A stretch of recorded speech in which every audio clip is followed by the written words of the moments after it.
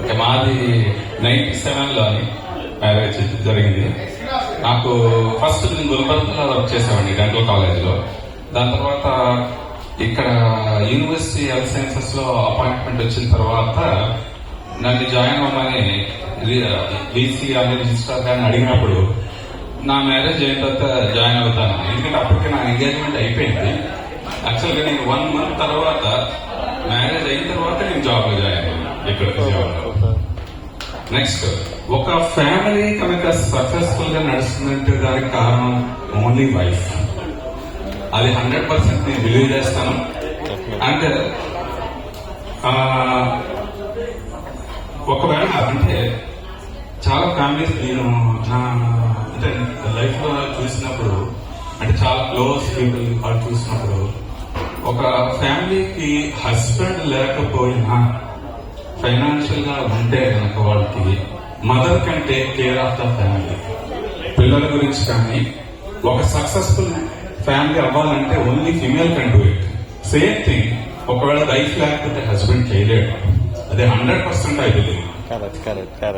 అంటే ఇది నేను బిలీవ్ చేస్తాను. అండ్ నేను చాలా ప్రాక్టికల్ గా చాలా ఫ్యామిలీలో చూశాను.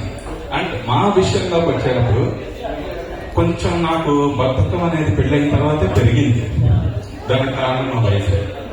ఎందుకంటే ఎవ్రీథింగ్ షీ టేక్స్ కేర్. అంటే నేను మొన్న December 23 వరకు కూడా కాలేజ్కి వెళ్ళేవాడిని. అంటే ఏదో డెంటల్ కాలేజ్లో ఆల్మోస్ట్ ఫ్రమ్ 2010 నుంచి 23 December వరకు. అంటే సింపుల్ థింగ్ ఒక్కటి చెప్తాను అన్నమాట. అంటే how they take care of husband అనేది, క్యారేజ్ సర్దినప్పుడు ఎవ్రీథింగ్, అంటే దీంట్లోకి ఈ కాంబినేషన్ ఇంట్లో మనం ఎలా చేసుకుంటాము. క్యారేజ్ యూజువల్ గా అంటే వర్కింగ్ లంచ్ అంటే అంత ఇంట్లో తిన్నట్టుగా ఉండక్కర్లేదు, కానీ she take so much of care. So really I appreciate that.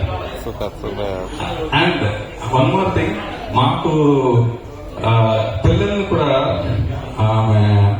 అంటే ద వే అంటే వాళ్ళని ఎలాగా పెంచింది అనేది చూస్తే నాకు చాలా ఆశ్చర్యం వేస్తుంది.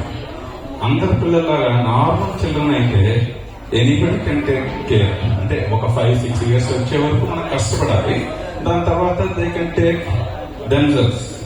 కానీ మాకు రెండవ బాబు స్పెషల్ చైల్డ్, కానీ ఆమె ఈరోజు మా రెండవ బాబు కూడా he can do on his own everything.